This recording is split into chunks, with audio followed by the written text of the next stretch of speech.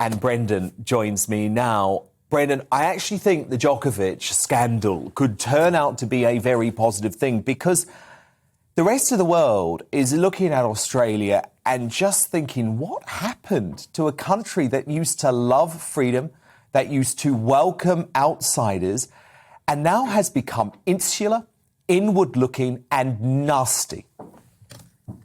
Absolutely right. You know, Australia used to be famous, as you say, for being open, open-minded, robust, liberal, all of those wonderful things that people associate with life down under. And they've abandoned all of that during the COVID hysteria. They've turned into a zero COVID nation with some of the longest lockdowns in the world, especially in Melbourne and Victoria, and with some of the most barbaric restrictions that we've seen anywhere on earth. You know, people were prevented from going home. Australians overseas were prevented from going home to Australia. People were prevented from visiting dying mothers, loved ones.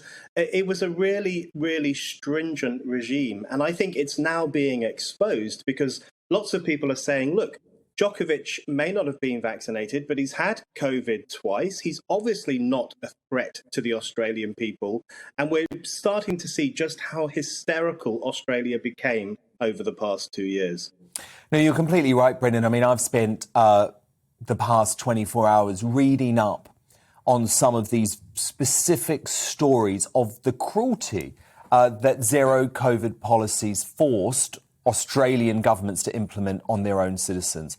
And I think the one that really struck me, actually, was a young father who was banned by the Queensland state government from travelling 15 minutes from his house, where he was looking after his 4 children, to intensive care in a hospital.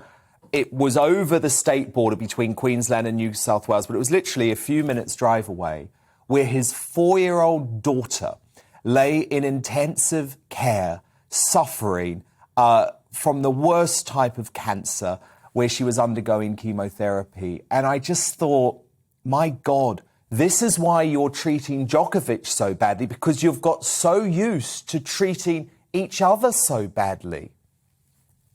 That's exactly right. And, you know, some of the stories I've read from Australia over the past 2 years have just been absolutely dreadful. And I do think there will come a moment quite soon when we will look back on lockdown and we will be horrified by how cruel it was and how unnecessary some of these rules were in terms of preventing people from seeing loved ones, from going to funerals, from doing all the normal human things. And I think what's happening in Australia is that Djokovic has been turned into a conduit for people to express their pent-up fury and frustration with the rules that they've been living under. But of course, it's not Djokovic's fault that Australia turned into a zero COVID tyranny. He had nothing to do with it. The people they should be asking questions of are the government, is the Prime Minister, Scott Morrison.